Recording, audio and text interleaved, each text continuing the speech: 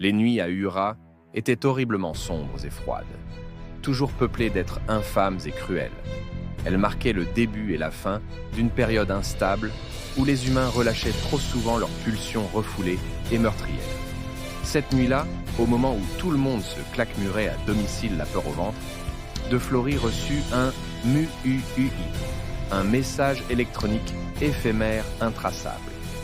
La communication s'afficha sur ses connecteurs oculaires et, une fois lu, disparut aussitôt pour toujours. Le message était de son ami Gore, et il l'invitait à se rendre sans escorte dans la vieille ville, le coin le plus mal famé de la cité. Le vice-régent avait frémi lorsqu'il avait lu le message. Mais contrairement à ce que laissait penser l'image de pleutre qu'il aimait arborer, De Flory adorait le risque et le danger absolu. Loin d'être un froussard, il était en effet expert en arts martiaux. Depuis l'âge de 15 ans, il pouvait tuer avec n'importe quel objet, et même à main nue. Son père, fanatique survivaliste, lui avait fait pratiquer tous les arts de combat. À l'heure convenue, De Flory revêtit son manteau rugueux à capuche marron, aussi long que lourd, et récupéra rapidement sous le plancher du lit son poignard arabe. Lorsqu'il se retrouva dans la rue principale, ses lentilles de contact connectées reçurent un autre MUI. Prenez à gauche. Il changea immédiatement de rue.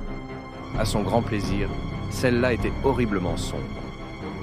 De Flory marchait depuis une poignée de minutes dans la ruelle sombre et sinueuse lorsque survint la bouffée d'adrénaline espérée. Le bonheur d'une inexorable et prochaine agression l'inonda. En effet, 5 hommes l'attendaient. Le compte à rebours pouvait enfin commencer. 14 secondes. 13, 12, 11, 10. Les hommes avançaient. 5 secondes. 4, 3. Les brigands se rapprochaient encore plus de lui, l'air vraiment menaçant. 2 secondes. 1 seconde. Enfin, la libération, son excitation était à son paroxysme. Mais celui qui semblait être le leader du groupe sortit de sa poche une simple clé. L'homme lança la carte-clé à De Flory et s'éclipsa avec ses hommes, disparaissant dans l'ombre des ruelles, comme des fantômes.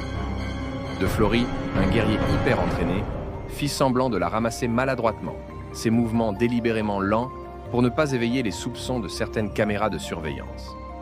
Il présenta la carte devant la caméra de la porte, qui s'ouvrit en dégageant un nuage de poussière épais, témoignant de son inactivité prolongée. À l'intérieur, régnait une obscurité totale, mais De Flory sentit instinctivement l'immensité de la pièce.